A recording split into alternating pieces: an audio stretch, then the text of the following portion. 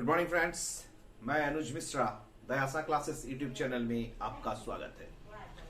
आज हम लोग इस वीडियो में बात करेंगे इकोनॉमिक्स का एक बहुत ही इंपॉर्टेंट टॉपिक्स पर, जिसका नाम है पॉवर्टी या फिर निर्धनता। किसी भी देश के लिए निर्धनता एक बहुत बड़ी टॉपिक होती है, एक बहुत बड़ा मुद्दा होता है। बेरोजगारी, गरीबी मतलब निर्धनता, ये एक बहुत बड़ी चीज है देश के लिए, किसी भी देश के लिए, क्योंकि सरकार का एक मेन काम होता है, मुख्य कामों में से काम होता है, जहां पर वह निर्धनता को इस देश से मुक्त करने का काम करती है। यह एक मुख्य काम होता है। इसलिए किसी भी देश के लिए निर्धनता एक महत्वपूर्ण मुद्दा है। अब हमें जानना है कि निर्धनता होता क्या है। अगर इन जनरली ये प्रश्न पूछा जाए कि गरीबी क्या है, निर्धनता क्या है, तो इसके कई आंसर आ सकते हैं कि जिसके पास पैसा नहीं है वो गरीब, जिसके पास रोजगार नहीं है वो गरीब, या कई प्रकार के आंसर आ सकते हैं। लेकिन अर्थशास्त्र में गरीबी का क्या मायने है, क्या मतलब है, निर्धनता का क्या मतलब है। दोस्तों, सबसे पहले हम लोग जानेंगे कि निर्धनता होता क्या है और हमारे देश में निर्धनता का क्या मतलब है। अर्थात निर्धनता का एक सर्वव्यापक मतलब समझेंगे, फिर उसे हम भारत में अर्थात हमारे देश में उसका क्या मतलब होता है, उसका क्या मायने होता है, उसको हम लोग समझेंगे। गरीबी, निर्धनता पूरी दुनिया में फैली हुई है। इसके चपेट में बहुत ऐसे देश हैं, बहुत कम ऐसे देश हैं जो इसकी चपेट में नहीं आए हैं। बहुत कम देश। दुनिया का अधिकतर देश गरीबी, निर्धनता के चपेट में है, लेकिन ऐसा है कि वहां पर जो मात्रा है वो मात्रा थोड़ा कम है, इसलिए वो दृष्टिगोचर नहीं होता है। पूरे विश्व में सर्वाधिक निर्धनता अफ्रीका महादेश में और एशिया महादेश में पाई जाती है। अफ्रीका और एशिया महादेश यह दुनिया की दो महादेश है जहां सर्वाधिक गरीबी, दरिद्रता, निर्धनता देखने को मिलती है। भारत भी इसके चपेट में है, लेकिन हर देश का अलग अलग पैरामीटर्स होता है, मापदंड होता है गरीबी को मापने के लिए। जैसे अमेरिका में गरीबी का जो मापदंड है, इंडिया में उसके मापदंड से मैच नहीं करेगा। इंडिया का जो मापदंड है वो इंडिया के वर्तमान परिस्थिति को देखकर या यहाँ की परिस्थिति, यहाँ की पर्यावरण को देखकर, यहाँ के समाज की स्थिति को देखकर, यहाँ लोगों की क्षमता को, स्किल को देखकर, यहाँ के जीवन यापन के स्तर को देखकर यहाँ मापदंड बनाया गया है। ठीक यही मापदंड अमेरिका में अमेरिका के विषय वस्तुओं को देखकर बनाया गया है। अमेरिका में जो व्यक्ति के पास कार नहीं होती है उसे गरीब माना जाता है, निर्धन माना जाता है। लेकिन भारत में इसका क्या मतलब है, भारत में इसके क्या मायने हैं। भारत में गरीबी का मतलब होता है, भारत में गरीबी का अर्थ होता है कि एक व्यक्ति जो अपनी आय से अपनी मूलभूत आवश्यकताओं को जुटाने में असफल रहता है। मतलब यहां हमें दो चीज समझना है, अपना निश्चित आय और मेरी मूलभूत आवश्यकता। मेरी निश्चित आय का मतलब होता है कि मैं जो रोज कमाया, मैंने रोज जो अर्न किया या सप्ताह में अर्न किया या फिर उसे मास में अर्न किया, मासिक अर्निंग, मेरे उस अर्निंग से मेरी जीवन जीने की जो मूलभूत आवश्यकताएं होती है, जैसे हमें जीने के लिए रोटी चाहिए अर्थात भोजन चाहिए, हमें जीने के लिए कपड़ा चाहिए, हमें जीने के लिए मकान चाहिए, हमें जीने के लिए शिक्षा चाहिए, हमें जीने के लिए स्वास्थ्य चाहिए। अगर मेरी किसी कारण से तबीयत खराब हो जाती है तो उस तबीयत को ठीक करने के लिए मेरे पास सुविधा और मेरी क्षमता होनी चाहिए।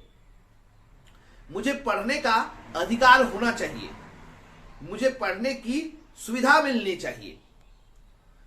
रोटी, कपड़ा, मकान, शिक्षा और स्वास्थ्य, ये 5 चीज को मूलभूत आवश्यकता मानी जाती है।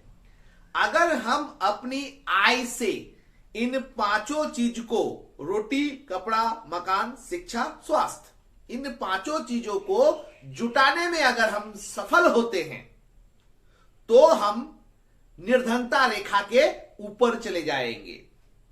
अगर हम जुटाने में इसे विफल होते हैं तो हम उस रेखा के नीचे आ जाएंगे।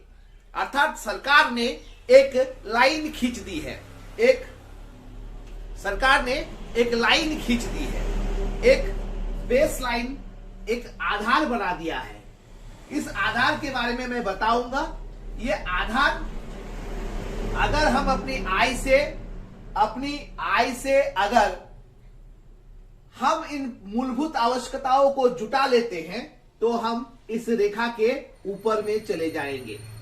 अगर जुटाने में असफल होते हैं तो ये रेखा के नीचे चले जाएंगे। ये जो रेखा है, इस रेखा, आधार रेखा जो है, इस आधार रेखा को सरकार ने बड़े हिसाब से इसको खींचा है।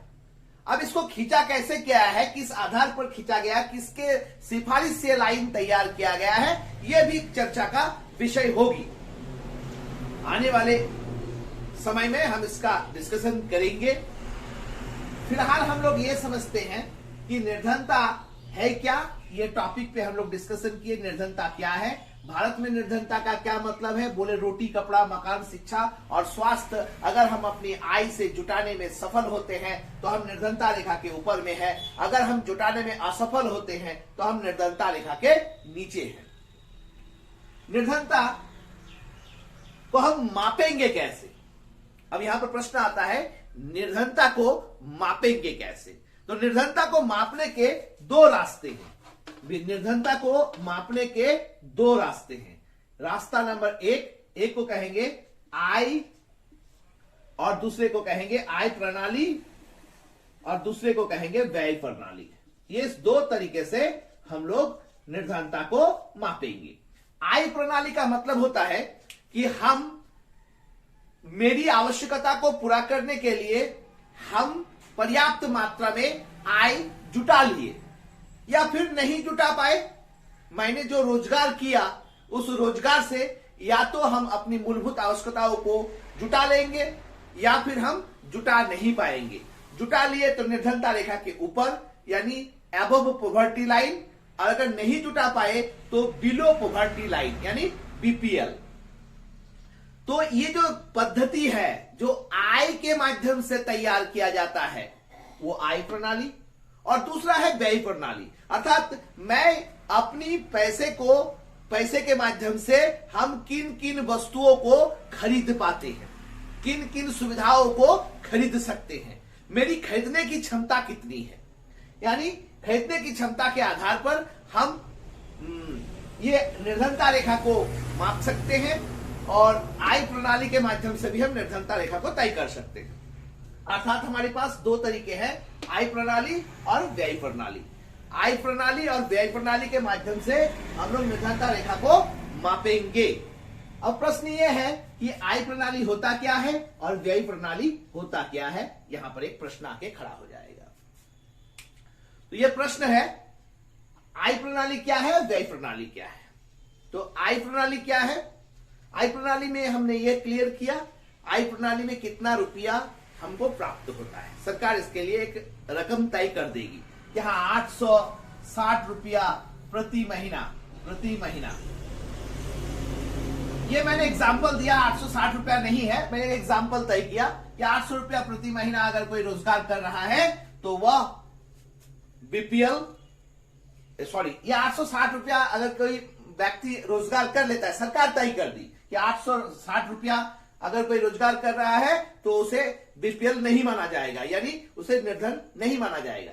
अब देखा जाए तो एक व्यक्ति जिसका मासिक इनकम 860 रुपया से ज्यादा है, वो क्या बन जाएगा, वो अबव पॉवर्टी लाइन में चला जाएगा, और 860 रुपए से कम है तो वो बिलो पॉवर्टी लाइन में चला जाएगा। तो ये आय प्रणाली के माध्यम से हुआ। और व्यय प्रणाली के माध्यम से क्या है, व्यय प्रणाली के माध्यम से है कि ये मैं जो मेरे पास जितने पैसे हैं मैं उससे किस किस वस्तुओं को खरीद पाता हूं, किस किस वस्तुओं को खरीदता हूं। अब यहां पर प्रश्न आता है कि हर मार्केट में प्राइस लेवल अलग अलग होता है। मैं अगर अपनी शहर दुमका की बात करूं, या फिर मैं दुमका की तुलना रांची से करूं, या फिर रांची की तुलना दिल्ली से करूं, तो यह तुलना गलत हो जाएगा, क्योंकि एक ग्रामीण क्षेत्र में वस्तुओं का दाम और एक शहर के क्षेत्र में वस्तुओं का दाम अलग अलग होता है। तो वस्तुओं के दाम के आधार पर अगर हम 1 किलो कोई सब्जी खरीदते हैं, 1 किलो कोई सब्जी खरीदते हैं, तो यह जगह जगह पर अलग अलग होगा। तो अलग अलग होगा तो मेरे लिए वो पैसे का हिसाब अगर लगाएंगे तो वो अलग अलग हो जाएगा, डिफर कर जाएगा। इसलिए व्यय प्रणाली कहती है कि हमको उस शहर के दाम से मतलब नहीं है, बल्कि हमको कैलोरी से मतलब है। हम लोग जो भोजन लेते हैं उस भोजन में कैलोरी होता है, वो कैलोरी से हमको मतलब है। अर्थात जो कई प्रकार के उन्होंने एक भोजन का एक चार्ट बना दिया, इसी चार्ट पर उसने कैलोरी अंकित कर दिया और कैलोरी में लिख दिया 2400 कैलोरी और 2100 कैलोरी। 2400 कैलोरी का मतलब होता है कि हम सरकार द्वारा निर्धारित किए गए भोजन टोकरी, खाद्य पदार्थ की टोकरी, उस टोकरी में से चुनकर 2400 कैलोरी अगर वहां से हमको ऊर्जा प्राप्त हो जाती है, उस वस्तुओं को खरीदकर अगर हमें 2400 कैलोरी ऊर्जा प्राप्त हो जाती है, तो हम निर्धनता रेखा के ऊपर में है। अगर हमें 2400 कैलोरी से नीचे मेरी कैलोरी बनती है तो मैं निर्धनता रेखा के नीचे हूं।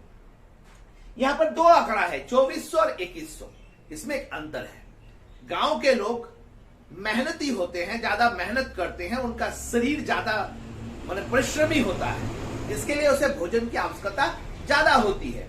इसलिए योजना आयोग ने इसे 2400 कैलोरी गांव के लिए निर्धारित की है और शहर के लोगों के लिए 2100 कैलोरी निर्धारित की है। यानी एक व्यक्ति अपने आय से अगर पूरे दिन में 2400 कैलोरी ऊर्जा प्राप्त करने में सक्षम है तो वह निर्धनता रेखा के ऊपर में है, और यही आंकड़ा शहर के लिए 2100 कैलोरी हो जाता है। अगर ये जुटाने में कोई असफल रहा तो उसे कहेंगे कि वह निर्धनता रेखा के नीचे है। शहर के लिए 2100 कैलोरी और गांव के लिए 2400 कैलोरी। हमें यह महसूस हो रहा है, अनुभव हो रहा है कि आप निर्धनता रेखा क्या है, निर्धनता रेखा में भारत में इसका क्या मतलब होता है, और निर्धनता रेखा को हम लोग मापेंगे कैसे, ये हमें पता चल गया। आय प्रणाली और व्यय प्रणाली क्या है ये पता चल गया। अब हम समझेंगे निर्धनता रेखा के प्रकार। निर्धनता रेखा 2 प्रकार की होती है, एक निरपेक्ष और दूसरा सापेक्षिक। निरपेक्ष और सापेक्षिक, हम लोग निरपेक्ष और सापेक्षिक को समझेंगे नेक्स्ट वीडियो में। इस वीडियो में इतना ही। अगर आप मेरे इस वीडियो से कुछ भी सीख पा रहे हैं तो मेरे इस वीडियो को लाइक जरूर कीजिएगा, शेयर भी कीजिएगा, कमेंट तो जरूर दीजिएगा, और अगर आप मेरे चैनल को सब्सक्राइब नहीं किए हैं तो प्लीज चैनल को सब्सक्राइब कीजिएगा, और जो बेल नोटिफिकेशन है उस आइकॉन को आप प्रेस कर दीजिएगा ताकि मेरी वीडियो आप तक पहुंच सके। धन्यवाद। इस वीडियो में इतना ही।